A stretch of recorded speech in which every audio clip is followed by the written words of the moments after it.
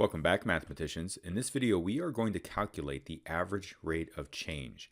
So a reminder that the average rate of change is really the slope of the line that goes through 2 points of a function. So our goal here is to calculate the average rate of change for f of x is equal to x squared minus 3x minus 7 from -1 to 5. So what you're given in this instance are x coordinates of -1 and +5.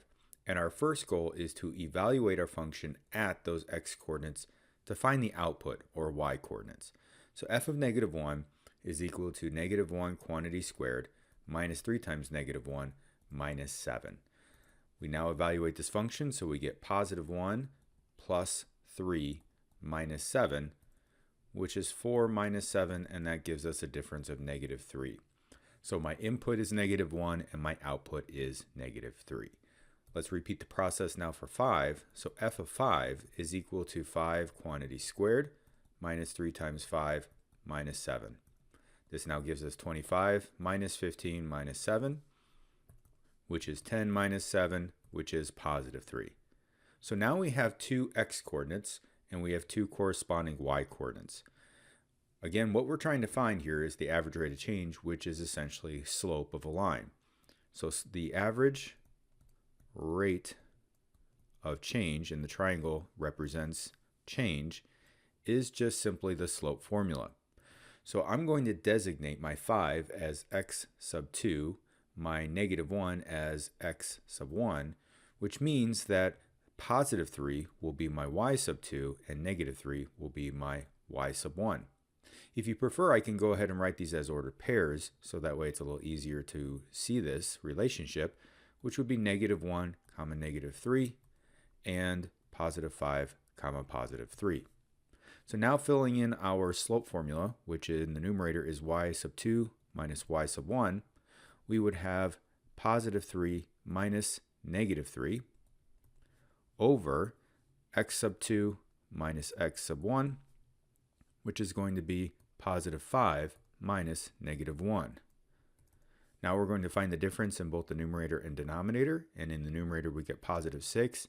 In the denominator we also get +6. We always reduce the ratio, and in this case our slope, or average rate of change, is equal to a value of 1. Our goal now is to find the equation that represents that line that crosses the function at those 2 points. This line has a name, however, and it is called the secant line. And we are going to find the equation that represents this secant line containing the points -1, f of -1 and 5, f of 5. Now this notation is simply the output that represents the input for a value of -1, which in our situation from the previous part is -3. So we can really write this ordered pair as -1, -3. Same thing for +5 and f of 5. F of 5 we found to be +3, so therefore this ordered pair is really 5, 3. Our goal now again is to write an equation for this line. There are 3 different forms of a linear equation. The form that we are going to use is slope-intercept form, which is y equals mx plus b. We already know m because m is the slope of the line. We found the slope of the secant line in the previous part, so we know m is equal to a value of 1. Our goal now is to find the value of b. To do this, we're going to have to replace x and y with values. You can pick either of these two ordered pairs, it doesn't really matter. I'm going to choose the one that has positive values, so that means x will be a value of 5 and y will be a value of 3. So replacing x and y in my equation, I get 3 is equal to 1, my slope, times 5 plus b. My goal now is to solve for b, so I multiply 1 and 5, and so I get a product of 5. And I subtract 5 to both sides, and so I get a difference of -2. So b is equal to -2. Finally, my goal is to replace m and b in that equation with the values that I found for my secant line. So y is equal to m, the slope of the secant line, which is also the average rate of change, which is 1, times x plus b, and b we found to be a y-intercept of -2, so -2. You can also rewrite this as just y equals x minus 2. You don't need to write the value of 1. when that slope is 1. So this is the equation that represents the secant line.